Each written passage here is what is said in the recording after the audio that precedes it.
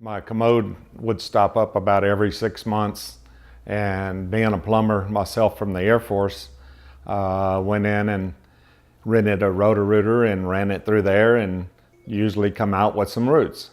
I seen commercials on TV of John Moore, and I called John Moore and they answered my call right away, and they were out within about 3 or 4 hours, and they took care of getting it open and getting where I could use it again.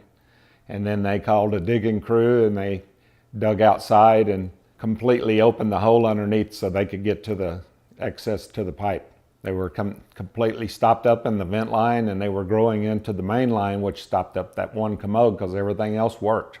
It was a 2-day process. He came out and got me working, and then he called the crew in to have it dug out and also set up my financing and everything.